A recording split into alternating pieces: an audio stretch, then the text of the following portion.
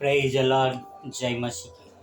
प्रिय भाई और बहन और मित्र, परमेश्वर जो राजाओं का राजा है, प्रभु का प्रभु है, वही जीवित परमेश्वर, सारी सृष्टि के संचालन करता परमेश्वर, सारी सृष्टि को संभालने वाला, सारी सृष्टि के रक्षक, वही जिंदा खुदा है।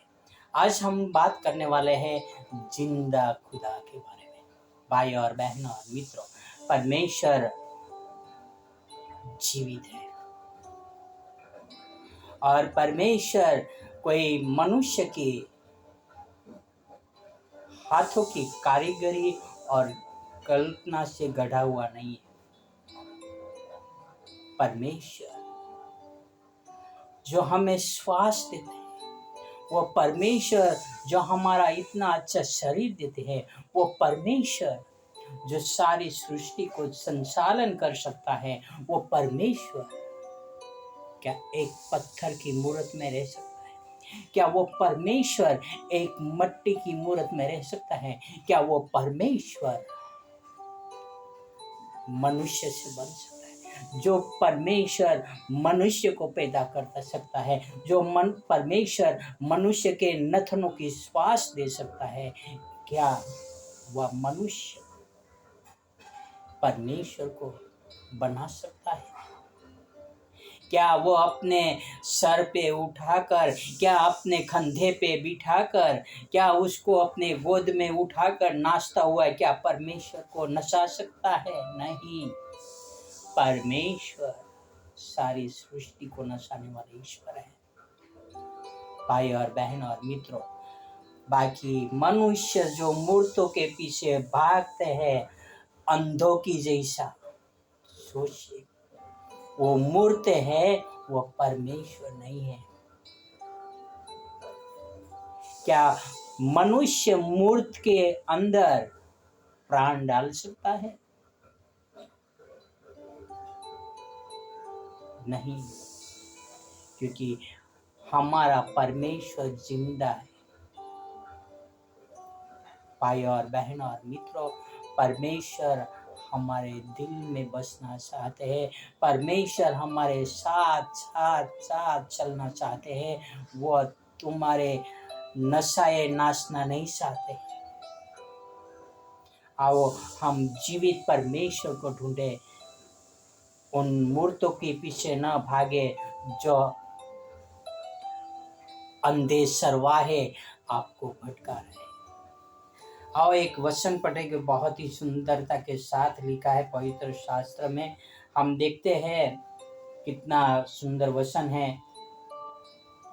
यहाँ पर लिखा है, यिर्मयाह ने लिखा है, यिर्मयाह 10 में 10 और 11, परंतु यहोवा वास्तव में परमेश्वर है। और क्या लिखा है आगे?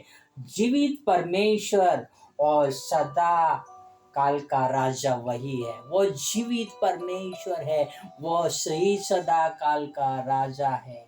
और क्या आगे लिखा है? उसके प्रकोप से पृथ्वी कांपती है और जाति जाति के लोग उसके क्रोध को यह नहीं उसके क्रोध को सह नहीं सकते। आगे लिखा है, तुम उनसे यह कहना, ये देवता जिन्होंने आकाश और पृथ्वी को नहीं बनाया, ये पृथ्वी के ऊपर से और आकाश के नीचे से नष्ट हो जाएंगे। भाई और बहन और मित्रों, मैं आपको सच कहता हूँ, ये पृथ्वी पर की हर एक मूर्ति नाश हो जाएगी और उसके पूजने वाले भी नाश हो जाएंगे, पर हमारा जीवित परमेश्वर जिंदा है और जिंदा रहेगा। भाई और बहन और मित्रों, मैं उन लोगों से पूछना चाहता हूँ जो जीवित परमेश्वर को जानते हैं, क्या आप किसी को बता रहे हो कि आपका खुदा बंद जिंदा खुदा है? क्या आप यह लोगों को बता रहे हो कि मूर्ति पूजा से दूर हटो, क्योंकि उसमें भगवान नहीं है, उसमें यहोवा परमेश्वर नहीं है? मित्रों, परमेश्वर सारी सृष्टि के मालिक, वही हमारा राजा है, वही हमारा परमेश्वर है। आओ हम सभी लोगों को बताएं और कहें कि मूर्तों से दूर रहे। जिस परमेश्वर ने आकाश और पृथ्वी बनाया वही हमारा परमेश्वर जीवित है। बाकी मनुष्य ने अपनी अपनी मर्जी के अनुसार अनन्य देवी देवताएं बनाए हैं, यानी 33 करोड़ देवी देवताएं हैं। क्या वो उसका उद्धार कर सकता है? नहीं, 33 करोड़ देवी देवताएं उनका उद्धार नहीं कर सकता, पर जिंदा खुदा यीशु मसीह उनका उद्धार कर सकता है, क्योंकि वह सबके पापों के लिए मरा है।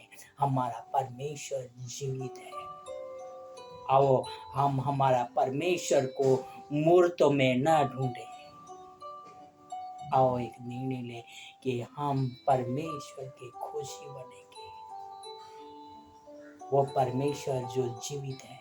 आओ एक प्रार्थना करें। हे हमारे खुदाबंद ईश्वर पिता, आपका कोटि कोटि धन्यवाद करता हूँ आपके वचनों के लिए, आपके प्रेम के लिए, आपके अनुग्रह के लिए। हे मेरे जीवित खुदाबंद पिता, आपसे प्रार्थना, आपसे नर्म विनती करता हूँ, हमें आपके वचनों पर चलने के लिए शक्ति और सामर्थ्य दे पिता। हम उन हर एक मूर्तों से दूर रहे जिसमें आप नहीं है पिता। मनुष्य की जो बनाई हुई मूर्त है उससे हम दूर रह सके पिता।